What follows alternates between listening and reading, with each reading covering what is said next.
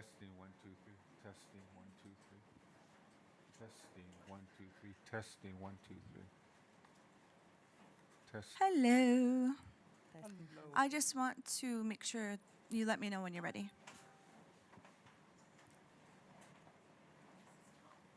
If this doesn't work, then I'm going to quickly go Get to the mic. a mic handheld.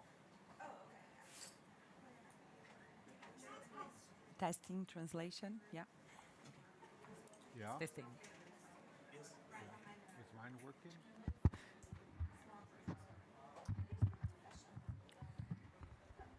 Check mic, 1, 2, check.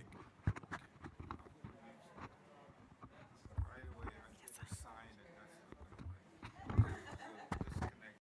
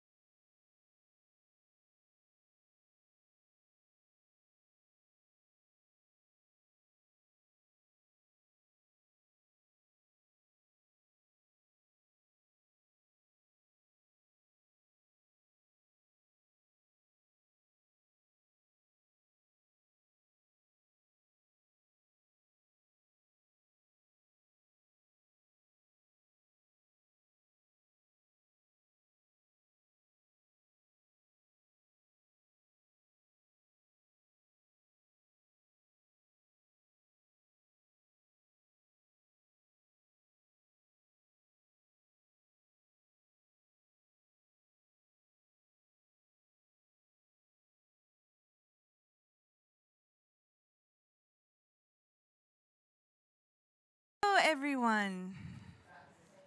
Welcome. Thank you for joining us this beautiful evening here in the United Arab Emirates during COP28. Today's panel is False Solutions versus Real Solutions to the Climate Crisis. Indigenous water protectors defending our livelihoods, lands, and territories. This will be an intergenerational discussion with our Indigenous water protectors on how the climate crisis and false solutions to climate change are impacting our livelihoods, lands, and territories. Real solutions to the climate crisis, rooted in Indigenous worldviews, values, and our relationship water will be presented. So I'd like to introduce myself as your moderator. So Dosha Maraguts, Marashima'a Ishuyahits. In my Hidatsa language, I said, hello relatives. My name is Eagle Woman. My English name is Kandi White, and I am Mandan, Hidatsa, and Arikara from so-called North Dakota and the United States. Very honored and privileged to be here with such an esteemed panel of my colleagues. Tonight, we are going to begin speaking with a beautiful, beautiful person who I've had the privilege to meet some years ago in the work that we've been doing. Shyrlene Oliveira da Silva of the Huni Indigenous territory in the Amazon in Brazil, and mother of Chief Ninua Inu Hinikui Jr., is an Indigenous activist and has a PhD in plant production from the Federal University of Acre. Shyrlene was recently accepted into the postdoctorate program at the University of British Columbia, Vancouver. Shyrlene has been working professionally with 16 Indigenous peoples of Acre and with Indigenous populations in voluntary isolation and recent contact. Please join me in welcoming Shyrlene.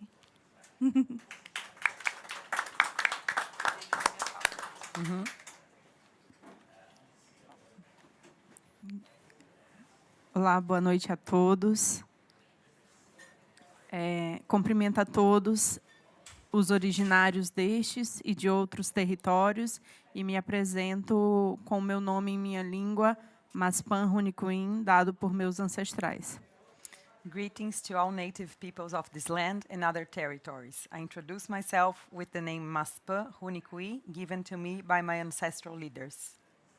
Os Hunikuin e os demais povos indígenas, eles têm uma relação direta com a água. Nós temos a água como um espírito vivo e que faz parte não só da manutenção básica das nossas vidas, da nossa alimentação ou do nosso transporte nos rios, mas também da nossa espiritualidade, pois consideramos um Diuxin Xarabu, que é um espírito bom para os Runicuim, e traz a mensagem ao povo Runicuim, que há séculos viveu de maneira nômade, transitando entre territórios, sem contato com outros povos, mas que teve uma invasão colonial nos seus territórios por grandes seringueiros para a exploração da borracha e que, por isso, necessitou se fixar em 12 diferentes territórios na Amazônia brasileira. The Hunikui and other indigenous peoples have a direct relationship with water, tied not only to the basic maintenance of our ways of life, use for food production, river travels, and more, but also to our spirituality. We consider water a living spirit, a Jushibu Sharabu, a benevolent spirit that carries messages to the Hunikuin people. For centuries, we have lived nomadically, without frequent contact with other human communities. But due to the colonial invasion of our forests, through violent rubber plantations, we had to settle in specific territories to ensure the well-being of our families. Desses territórios é o território em que vivo, Ranã, Bariá, Namaquiá, no rio Envira, Feijó, Acre, que significa povo que vive em terra firme, às margens do rio. One of these territories is where I reside, René Bariá Namaquiá, on the Envira River in the municipality of Feijó, state of Acre in the Amazon, Brazil. The name of the territory in Hachaquin means firm land with abundance, a people living on the riverbanks. A relação do povo Runicuim com a água sempre foi profunda. Ela, para nós indígenas, é sagrada. A sua cor, os seus movimentos, os animais e os espíritos que nela habitam refletem a espiritualidade do nosso povo e carregam mensagens que nos fortalecem. The relationship of the Hunikuin people with water has always been very profound. Water is sacred to us. Its color, movements, the animals and spirits within it reflect our spirituality and carry messages to strengthen us. As cerimônias tradicionais realizadas pelo povo Runicuim, como o uso do nishpã, da ayahuasca, do rapé e de outras medicinas tradicionais, nos levam à miração. E isso faz com que nos conecte com seres e com nossos ancestrais que já não vivem mais nesse planeta. Após o encerramento das nossas cerimônias que acontecem à noite, ao despertar do sol, ao nascer do sol, nós tomamos banho com as águas dos nossos territórios. E essa água lava a nossa espiritualidade, tiram os Diuxin Chacabo, que são os espíritos ruins, as doenças, tiram todas as energias negativas. Porém, já não conseguimos mais, após as nossas cerimônias, tomar banhos com águas puras. Traditional ceremonies happen during the nights using nishipã, ayahuasca, rapé, and other medicines. The ceremonies leads us to visions, taking us to the highest planes of our traditions, allowing us to see the world through the eyes of our ancestors. At sunrise, for the closing of the ceremonies, it's very important that we go and bathe in sacred places with pure water to cleanse our thoughts, body, and renew our spirits, washing away all Jushin Chakabu, the evil spirits, the diseases, the negative thoughts. This bath with ancient traditional plants, they teach us and provide guiding thoughts for our work, harvests, hunting, and fishing, and it hasn't been possible anymore. Devido aos impactos da emergência climática vivido pelos povos indígenas da Amazônia, temos sofrido com as secas extremas. Somente nesse ano, ficamos desde maio até novembro sem chuva em nossos territórios. Essa já é a maior seca vivida pelos povos indígenas da Amazônia.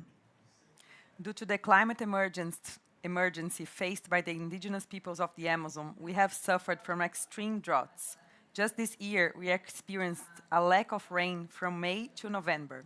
We can no longer rely on the natural cycles of rains and summer. This is definitely the most severe drought we ever experienced. Não conhecemos mais os ciclos naturais da chuva e do verão. Estamos próximos de um grande deserto na Amazônia. Viajar em nossas pequenas embarcações pelos rios já não é mais possível, devido ao baixo nível de água. Caminhamos com nossos filhos por dias nas calhas dos rios que hoje parecem estradas secas. As mulheres indígenas sofrem diariamente com a falta de água. Fazem longas caminhadas com crianças para captar água nas fontes para beber. E como essas fontes já estão escassas, em baixa quantidade, com nosso conhecimento ancestrais, deixamos de retirar o suficiente e tiramos da natureza apenas o suficiente e de forma consciente. We are on the brink of a desert in the Amazon. Traveling in our small boats is becoming increasingly difficult as the rivers have low water levels. We walk for days with our kids in the riverbeds that now resemble dry roads. Indigenous women suffer daily from water scarcity, undertaking long journeys with their children to collect water to drink. They take only small amounts, because guided by the ancestral knowledge, they know that they must derive from nature only what we need, so that we can rely on it for the coming days. Além disso, a mineração ilegal tem poluído as poucas águas que nos restam e nos obriga a consumir água e peixe contaminado com mercúrio, ferro e resíduos da mineração. Não existe mais água pura nos nossos territórios. O impacto disso na saúde de mulheres, crianças e anciões aumentou muito nos últimos anos, com doenças com vírus, bactérias e de origem hídrica. Furthermore, illegal mining pollutes the remaining waters that we have, forcing us to consume water and fish contaminated with mercury, iron, and mining waste. There is no more pure water in these territories. The impact on health of women, children, and elders has increased significantly in the recent years, with high coordinated diseases, viruses, and bacteria. Nas grandes discussões do clima, como a COP, não temos visto os países chamados desenvolvidos preocupados com a preservação da água. Temos observado soluções enganosas para a preservação da floresta e das águas, sem considerar as práticas e soluções ancestrais apresentadas pelos povos indígenas como fato de conservação desses ambientes há milênios. In the broader climate discussions, we haven't seen the so-called developed countries genuinely concerned about water preservation. We've witnessed false solutions for preserving forests and water, ignoring the practices and solutions presented by indigenous peoples who have indeed conserved these environments for thousands of years. O superaquecimento das águas nos preocupa e chegou ao ponto de peixes e botos da Amazônia não suportarem e serem extintos dos nossos rios. Isso tem levado à fome em nossos territórios e aumentado os problemas sociais e a desigualdade que já enfrentamos. The overheating of the waters has reached the point where fish and dolphins can't endure and are becoming extinct in our rivers. This has led to hunger in our territories, exacerbating the social issues that these peoples have faced for centuries. Espero que na COP28 as partes se conscientizem que existe uma relação direta dos povos indígenas, da ancestralidade, da sua cultura e da sua tradição para a manutenção da vida, e que os impactos da atividade de mineração ilegal, do desmatamento e do avanço do comércio de carbono, associados a falsas soluções, têm impacto direto sobre os povos indígenas e as comunidades tradicionais. I hope that in COP28, the parties become aware of the direct relationship between water and the culture, tradition, and sustenance of indigenous peoples. The impacts of illegal mining, deforestation, and the advancing of carbon trading associated with false solutions have affected indigenous peoples and traditional communities a lot. Durante a implantação do programa Red Plus na Amazônia brasileira, tive a oportunidade de coordenar uma das frentes e percebi a ineficiência da abordagem que não reduz a emissão de carbono. E, em sua maioria, são projetos desvirtuados que não beneficiam os verdadeiros protetores da floresta, da água e da biodiversidade. Desde então, passei a integrar essa rede que trabalha com ambientalistas contra as falsas soluções. During the implementation of the RED Plus program in the Brazilian Amazon, I had the opportunity to coordinate one of the divisions. I realized the inefficiency of this approach, which does not reduce carbon dioxide emissions and mostly consists of misguided projects that do not benefit the true protectors of the forest, of the water, and the biodiversity. Since then, I have joined environmental networks against false solutions. Os povos indígenas que hoje têm seus territórios ameaçados têm sofrido perdas e danos irreparáveis por conta da emergência climática. É importante lembrar que não adianta somente proteger as terras indígenas, devemos preservar a floresta ao entorno, pois essas atividades estão diretamente ligadas a falsas soluções climáticas e impactam as nascentes dos nossos rios e as formas em que vivem os nossos povos. Indigenous peoples whose territories are now under threat have suffered immense losses and damages due to climate emergency. It is crucial to emphasize that protecting indigenous lands alone is not sufficient. We do not preserve the forests if we do not preserve the forests around them. Activities related to false climate solutions directly impact river sources and the way of life of these peoples. Para encerrar, eu destaco que soluções verdadeiras de preservação e conservação ambiental devem incluir os conhecimentos tradicionais dos povos indígenas, respeitando sua biodiversidade e tradição. E lembro, quando um território é invadido, os corpos de mulheres, a nossa espiritualidade também é violada. So to end by the end of my time here, I emphasize that real solutions for environmental preservation and conservation must include the traditional knowledge of indigenous peoples, respecting their diversities and traditions. And I remind you all that when our bodies are violated, also our spiritual body is violated together with our body that is the Mother Earth that has been violated. Thank you so very much. Please give it up for Shyrlene. So much. She traveled all this way and has, been amazing and speaking out and been a voice for her people. And it's hard to leave home, but it's amazing that she's been able to do this for us. So thank you so much. We will now move on to our next speaker, Jack Collard.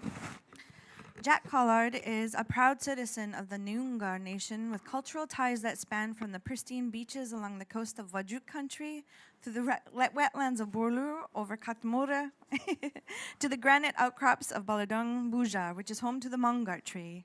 And I just realized that I was going to let him say all of that, and I forgot. So I hope I didn't say it too bad, and apologies to my Australian friends that are here. Jack's servitude in his nation has found him as the role as the executive director for the Aboriginal and Torres Strait Islander International Engagement Organization, which seeks to connect Indigenous nation-states to Indigenous nation-states across the globe.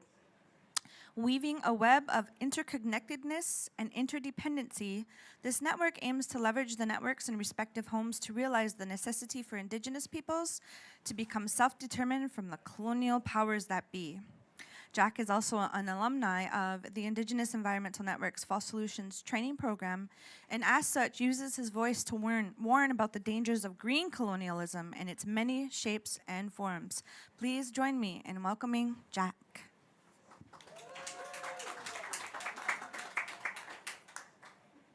Yambayan, balapin mort wa, balapin mort. Balapin bibring alaking buja wa balapin damangka mamangka kawin kada janang balapin nija nganyang kwel Jack Collard ngay borang ye perpuk wa ken perpuk kawin kada janang ba. My name is Jack Collard. I come from a place in the southwest of so-called Western Australia. My ancestral and cultural ties are to the Wadjuk lands of the Nyoongar Nation, the sandy coastal plains home to the swampy wetlands, and I also got claims to the east, Balarang Murungara country, over the Black Hills. So for everybody here that doesn't understand the situation within Australia, 200 years ago, before them Nyitiang, those white devils, they came, there was 500 nations that lived in peace. Within my nation, there was 16 clans,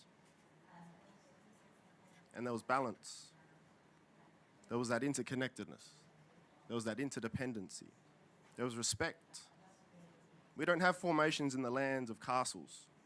We didn't create weapons of mass destruction. It's because we respected one another. But we also understood the dangers of upsetting the spirits of the land. And for us Nyoongars, one of the most important of all of those spirits are those rainbow serpents that carve the land. And they carve the land to sustain the life. In some of the places where it's hardest to sustain life. Because as you go east out to Balarang Murungara country, it gets hot in the summer. It gets so hot that it's too hot for rivers to flow above the ground.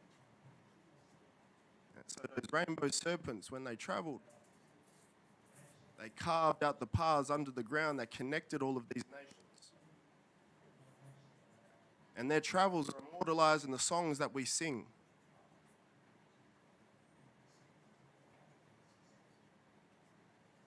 The secrets of these waterways and the locations of these waterways were for us to keep, because it was our responsibility to keep them.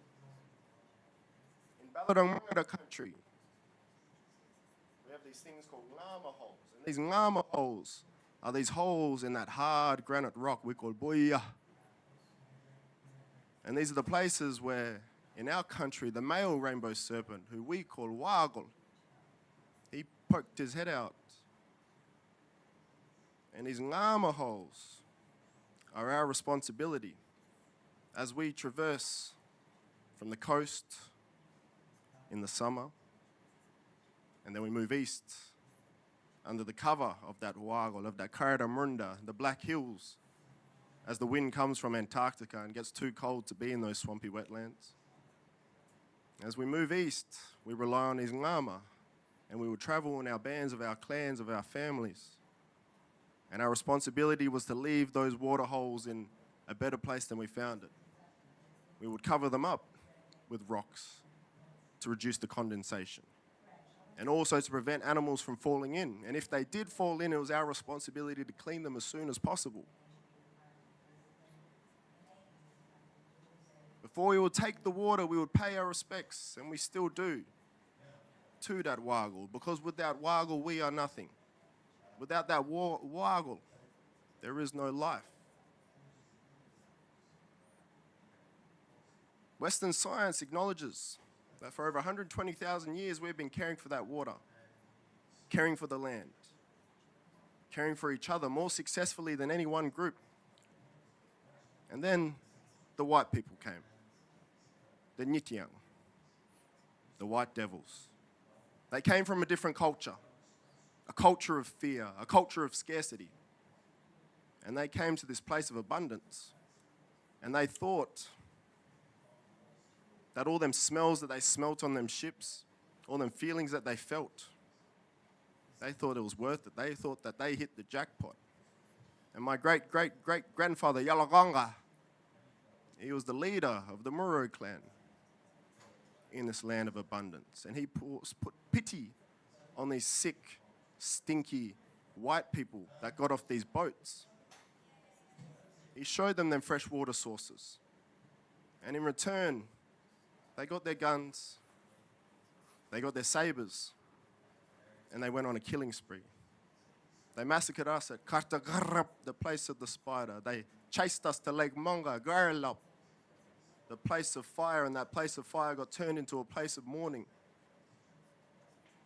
And we were lucky to survive. And we found shelter over them Black Hills. And as we went over to them Black Hills, we found ourselves in slavery. We found ourselves breaking our laws because what the Nyitiang they did is they went to those ngama and they poisoned them all. They poisoned them all so that we could not sustain lives on our own.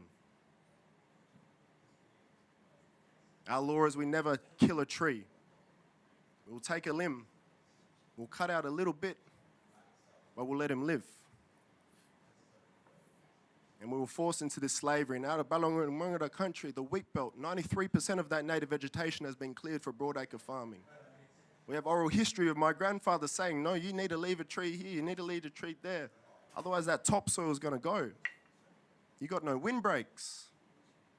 And now what we're seeing is that topsoil is blowing all the superphosphates, all the artificial chemicals into our belia. Our belia is our river, our belia is our navel. And the salt is rising. And I feel like us Indigenous peoples in this space right here are in a similar position. They've taken our water away. They've taken our food away. They've taken our sovereignty away in every respect. And now there are crumbs. There are crumbs that are being put on the table. And they're saying, hey, if you want these crumbs, the only way you're going to get it is if you play by our game. If you give up your sovereign rights, if you commodify the sacred, if you participate in these carbon markets that make absolutely no sense at all. And I think everybody deep down knows that they make absolutely no sense at all, but these crumbs, they're powerful. Just like a culture of fear, just like a culture of scarcity. And that's what sent those Wajalas, those Nyitiang on them boats all that way in hopes that they can get some safety. And I know there's people here that are specialists in this, and they'll be able to speak to this further than me. But to wrap this up, I want to reflect on a story that my brother over here, Sterling, shared of his grandfather, Crowfoot. When he was sitting around the fire and he grabbed a piece of paper, some money, and he put that in the fire. And then he grabbed that boja. He grabbed that dirt, and he threw that in the fire. That paper's going to go, but our Mother Earth remains. There are many influences. There's many reasons. There's many rationalizations to make the decisions that we do. But we must reflect on these impressions that we are leaving because they will reflect on that. Because we will be those ancestors one day. And these stories that we tell, the lives that we lead, that's all that we leave.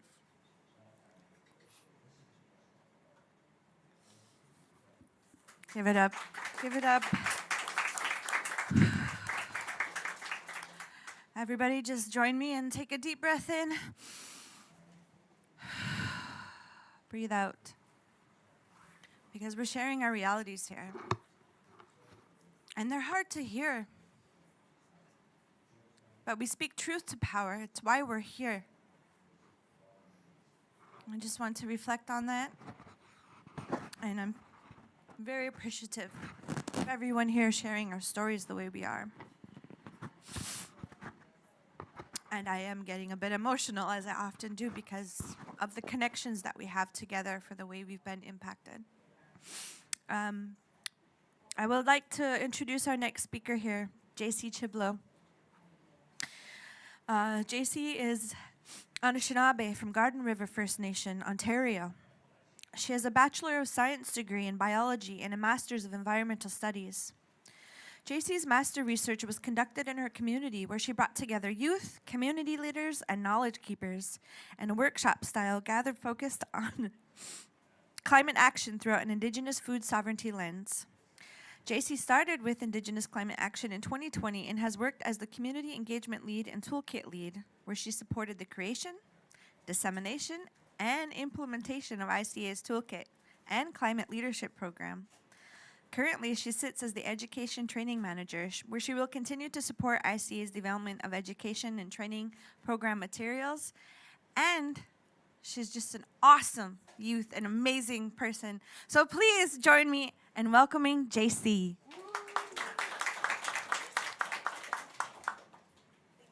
Anim bojo minande beneshi quen dijkaz gitaganzi bin donjaba gigo and dodam anishnave quen dao Port Moody megwan dinda. So hello everyone, my name is Jayce Chiblow. I'm Anishinaabe from Garden River First Nation, which is located in the Robinson-Huron Treaty Territory in so-called Canada, or near the Great Lakes and Anishinaabe. Today, I'm very honored to be on this panel of really amazing leaders and great speakers. It's really just an amazing opportunity to be able to share my reflections and my understandings of the teachings that have been passed on to me through the experiences that I will share and the stories that I will share with you all today.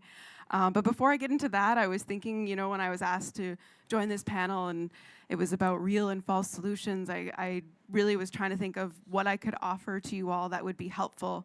And for me and for those of us at Indigenous Climate Actions, we truly believe that true climate solutions challenge the status quo and will center Indigenous sovereignty and leadership through Indigenous-led climate solutions. Solutions that maintain the systems of oppression that have got us into this situation are not going to be what we need to move forward in a good way. Real solutions reduce greenhouse gases at the source and do not rely on market-based mechanisms and non-market-based mechanisms. Climate policies like we're seeing today at the UNFCCC continue to be led by wealthy and influential forces that cause the very problems that we are in today. State and non-state actors ought to act with humility and practice honesty regarding climate solutions and be held accountable through justice mechanisms defined and led by Indigenous peoples. And I feel like I need to also quote my coworker, Rosie, here, because when I was reading through some of our materials, I felt like this would be something that folks would really enjoy. Capitalism tells us that land is only meant to be profitable, but the land is not something to be owned, controlled, or bought and sold. Land is a relative we are in relationship with. We say land back, but we see it not as a means to control, but as a first step in breaking free of the systems of oppression. A first step towards a balance of life, a life of balance that is once again built on care and reciprocity with the land, waters, and our other non-human kin.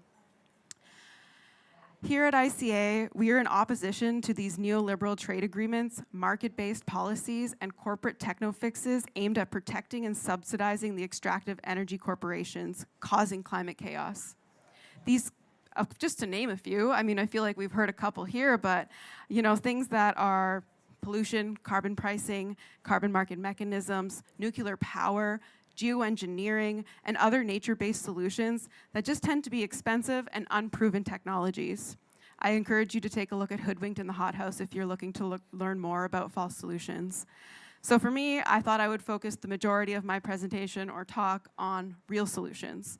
So for me, real solutions for climate justice must be guided by principled practice, protect and be guided by Indigenous traditional knowledge, place-based experience, and public interest science. It must be holistic when we're talking about solutions. It must intertwine ecological and social harm. It must replace the economies of greed with economies of serving ecological and human need. Solutions must advance deep, direct, and participatory democracy rooted in local self-determination. And honestly, real solutions need to repair our relations with the earth and with each other. So for me, I thought I would talk about a couple experiences that I had and the way that I like to bring those experiences into not only the negotiations, but the way that I approach climate justice and climate change in general. So the first one in my mind is going out on the trap line. I've been very lucky to spend some time in my community when I was doing my master's with an elder. Don't tell him I called him an elder.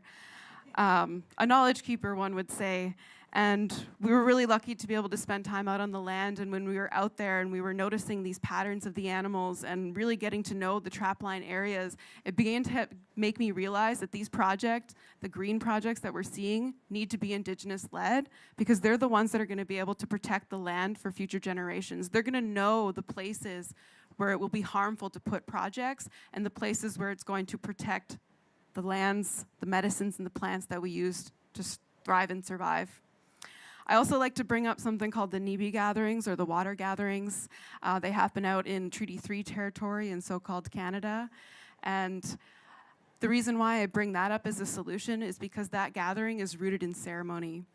And I feel like those pieces, that ceremonial aspect, when we're talking about water and we're talking about real solutions, is vital.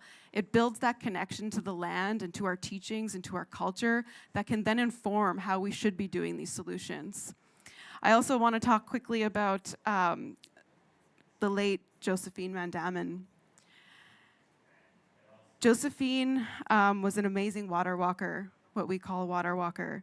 And when I was first invited to this panel and someone was like, "We want you to talk about water," I was like, oh, I don't really know what I could talk about because it feels like such a lifetime ago that I was so lucky to participate in my very first water walk in 2009. And just so you know, the water walks, Josephine had walked all around every single Great Lake by herself. She carried a copper pail and an eagle staff and walked from about 3 a.m. And you know, as a teenager, I did not want to get up at 3 a.m. But we did, and we would walk until sundown. And it really was an honor to get that experience. So Josephine walked around the Great Lakes, which has a span of 4,530 miles, which is really long. And it also accounts for 21% of the world's fresh water. More than 30 million people rely on the Great Lakes for drinking water, including my family. That's 10% of the US population and 30% of the Canadian population. Yet, people who plan to bear children are advised not to eat any fish out of the Great Lakes due to the massive amounts of pollution in my territory. So, like I said, with a copper pail in one hand and a staff in the other, the late Josephine Mandan, an Anishinaabe grandmother who I looked up to, took on a journey of a sacred walk. She traversed over 10,000 miles around each of the Great Lakes. She really is someone that we should be looking up to and embodying in our teachings. Her motto would be, just do it. And every time we'd be at those events and we'd be prepping and doing things, and everyone was always talking and taking their time and doing things, and she would just be like, just do it. Just go grab the pail and get going. Never mind all this extra stuff that's happening. And I feel like that advice is what the leaders, the negotiators, and the state leaders need to hear. And I want to quote Josephine as well, because I feel like, you know, she began in 2003, so I feel like the timing, 20 years since her experiences. So I will quote that. In our prophecies in the Three Fires Society, we are taught that water is very precious. If we could discontinue our negligence, we can change things around. That's why I'm really embodying the prophecy. You've heard walk the talk. This is why I walk. So for me, going out on those water walks and experiencing the land, you get to spend so much time out there, like I said, 3 a.m. to about 7 p.m., long days. You're not walking the entire time. There's a team with you. It's a joint effort, and it's really about raising awareness about the solutions and I really believe this being a solution. It was a water protection walk. We would give information to those that would stop and honk at us and be like, "What are you doing? Why are you walking around the Great Lakes?" We're walking around the Great Lakes to protect it, to protect those for future generations to be able to drink clean water and to be able to fish, hunt, and trap in their territories. And also to take that knowledge from building those relationships with those plants, the animals, the water, and all the non-human relatives in order to ensure that the solutions that are being negotiated here are going to be reflective of what we need on the ground. And I will end with just a few quotes from my mother, actually, because my mom was the one that brought me to these gatherings and has, you say forced. I was a teenager. Did you really want to go to these things? No. But I'm really glad that she brought me to these things.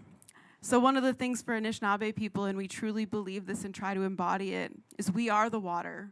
The water carries the knowledge of our ancestors. It connects us to our ancestors in past generations, and water connects us to all life. So I encourage you, as you're going through these pavilions and these negotiations, remember Josephine Mandamin and just do it. Yay! Thank you, Jayce. Appreciate you so much for giving us that beautiful, beautiful talk and being real about how it is when you're younger and just want to go and maybe just go swimming instead of do the work. Either way, we're still respecting that water, so it's super important. Our final speaker this evening, last but not least, is Tom B.K. Goldtooth. He's Diné and Dakota and is the executive director of the Indigenous Environmental Network, which incidentally is the oldest Indigenous-based and grassroots network working on environmental, energy, climate, and economic justice issues in North America, including the rights of Indigenous peoples.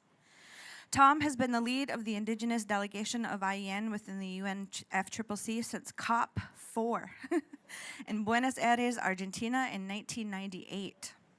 Tom and IEN participated in the formation of the International Indigenous Peoples Forum on Climate Change in 2008. Tom has been awarded with recognition of his achievements throughout the past 32 years as a change maker within environmental, economic, energy, and climate justice movements.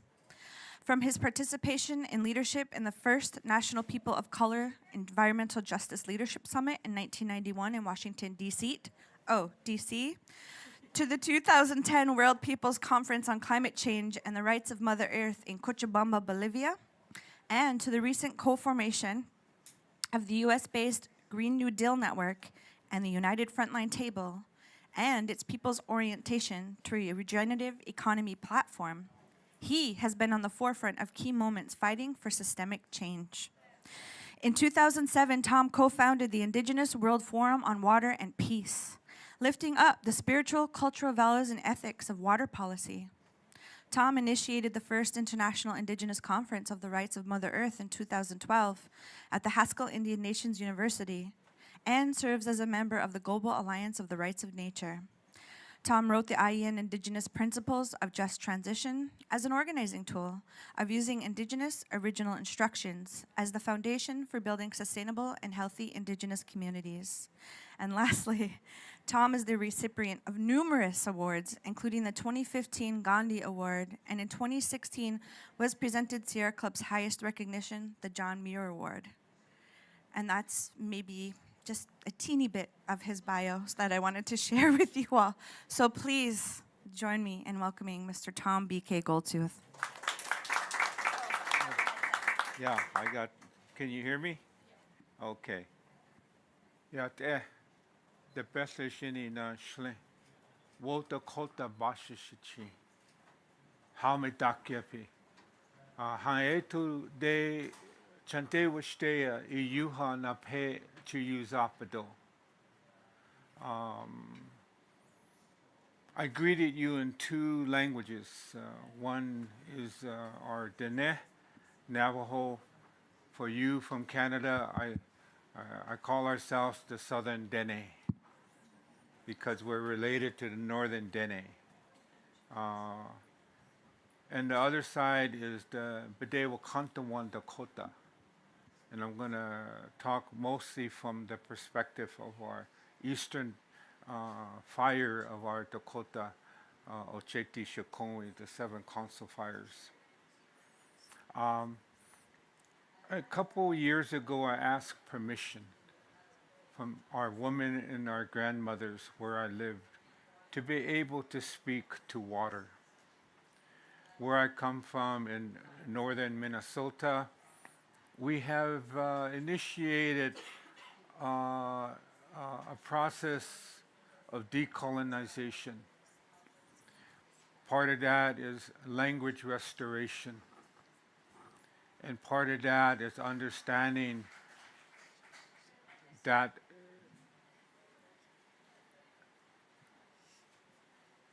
genesis of who we are.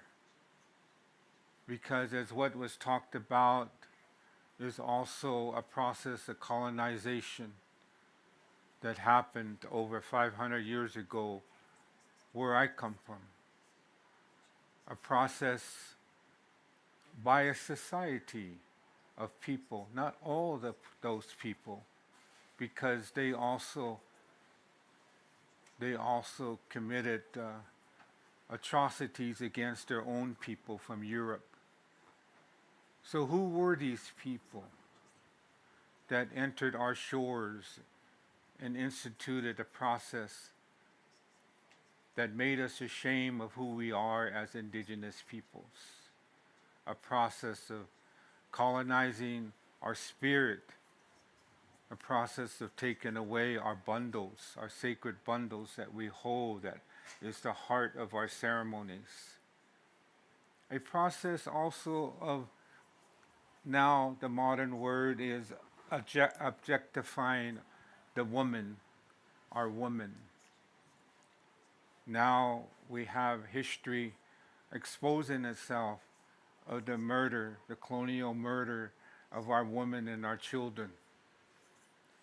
Finding our children buried, hidden from these residential schools of the government, but also the churches.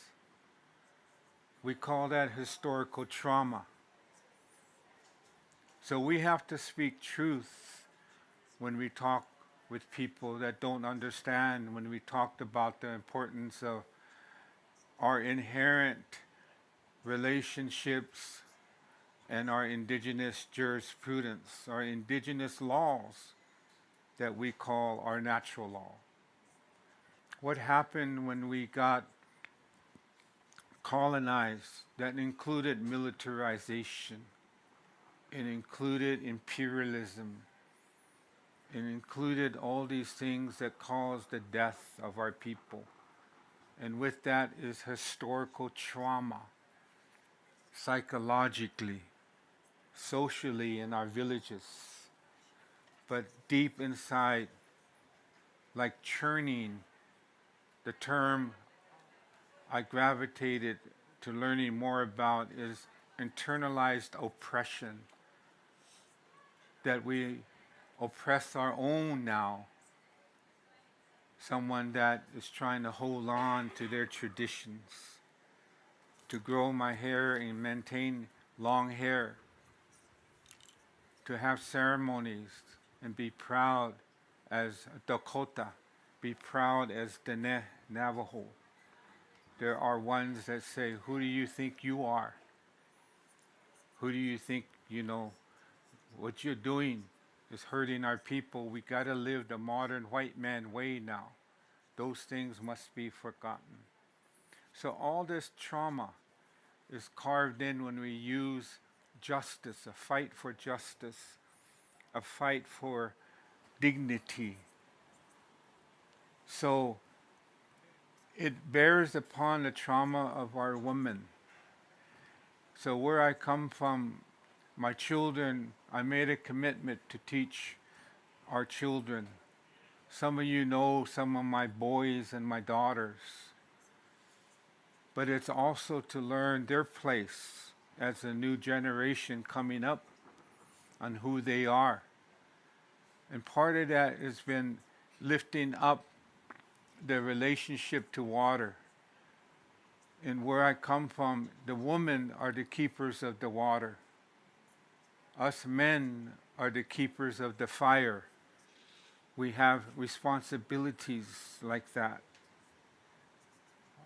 When we mention my sister, Josephine Madaman, in the Indian way, she's not my sister by blood, but she's my sister that we took each other as relatives.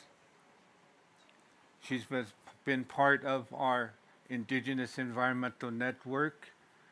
We took her to the World Water Forum in Mexico City. And she is a walker. She outwalked a lot of the younger people in the march down there for attention of the relationship to water, the spiritual. I want to talk in this couple minutes I have. Many of you remember the gathering in Standing Rock, North Dakota.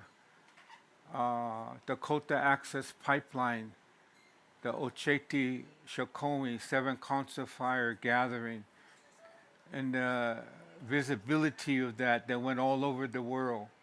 But one word came out of that, Mini Wichoni. It became a meme, Mini Wichoni. And that conveys what I wanted to share with you. It's about relationship. It's about what was talked about already. What does Mini Wichoni mean? I was taught what it means by women and men when I was just a little guy. And part of it is a story that I don't have time to fully share it. But when our women carry a baby, our baby is swimming inside the belly. And when that signs are there that that baby is ready to come into this world, the mother passes water, the passage of the water. So how is it that our people who were told to the world we were pagans, that we were uncivilized? That's what colonization said about us. But we understood life, and Mini Wichoni talks about the coming of life and the water that's flowing. Water is life. That's what that means and symbolizes the coming of life. Water is life, the coming of the baby. How can you explain that really, truly in English? It can really be purely told and told in Lakota, Dakota, Nakota. So these are things when we talk about relationship to water and the sacredness of water. And the stand there wasn't really about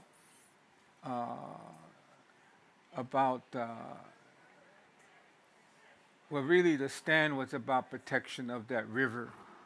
Imagine an industry that's going to ram a pipe underneath that river, not even asking permission. So that's what I wanted to share in that relationship. We initiated the program, very innovative, called Indigenous Water Ethics. I've worked for a number of years with some non-people, academic, that have been pushing water ethics to the water ministers of the world. Some of the institutions are up there.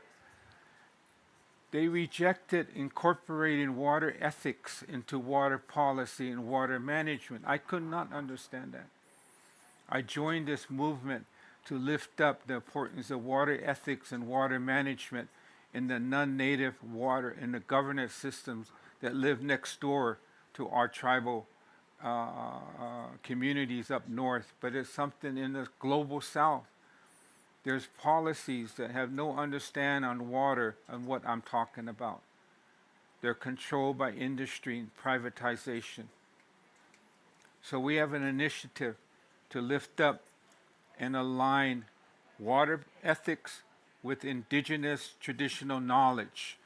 That's how we talk about ethics in our relationship, through the knowledge that has been taught to us. So it's a difficult project because it also embraces acculturation and assimilation as one of the products of colonization that takes us away from who we are. Some of our relatives in Quito who have been removed away from the jungle, the Amazon, they're experiencing the loss of language. So now they're starting to look at what we went through to rebuild our communities and our relationship to the sacredness of water. Very important. The ethics. The ethics of values becomes law. A law that does not understand who we are. Don't understand the responsibilities of respect for life, for nature. We have a duty of responsibility on how we walk on the Mother Earth. Just one more minute if I can. When we're born, we're tied to our biological mothers through the umbilical cord. And with the baby, that flowing of water, that baby's being held, that cord is still there. There's a way that, and who cuts that cord? Who holds the baby? It's always been a woman. Now the hospitals, sometimes it's a man. We don't know what kind of hands and life that man has, catches that baby. But the umbilical cord is cut. Some of us save that.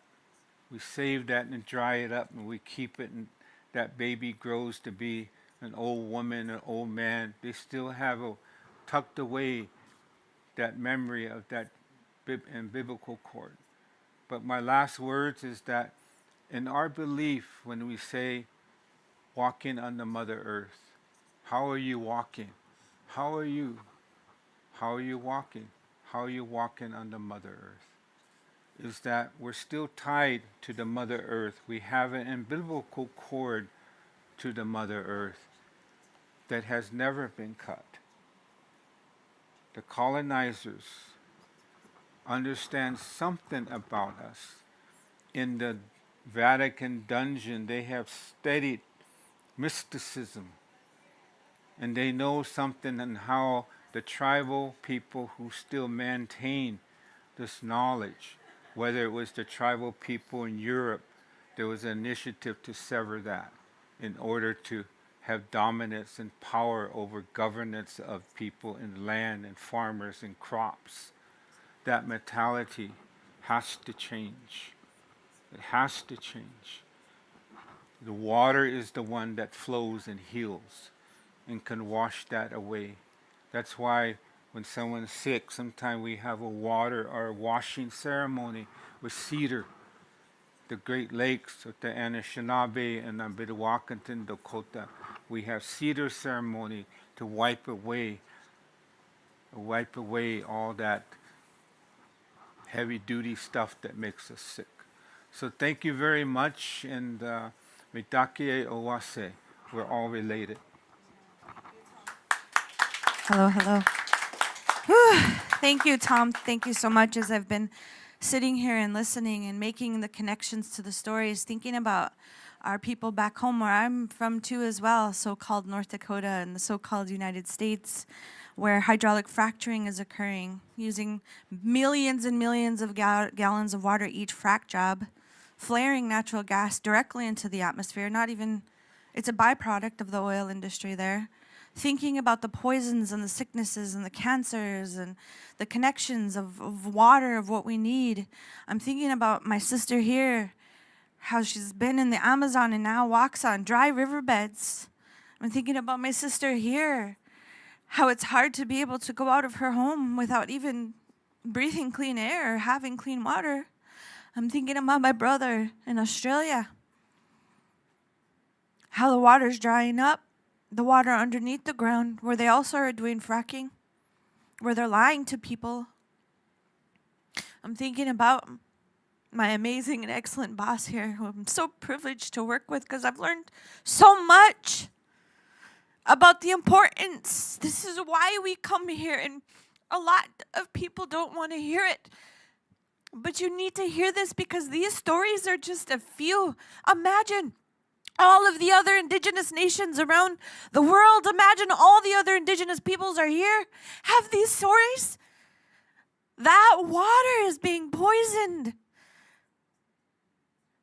And water is life. We need to wake up. We need to understand the importance of protecting life. Not only for us, but for the 7 generations ahead. We have to remember the 7 generations of where we come from so we know where to go. And I want you all to join me as we close out with this panel, with this one most important message that we have to these heads of states and the world leaders and the governments and the people that are here at this COP 28, where the climate crisis is exacerbated, where people don't have clean drinking water. Hear us. Water is life. Repeat after me. Water is life. Water is life. Water is life. Masikirat. Thank you.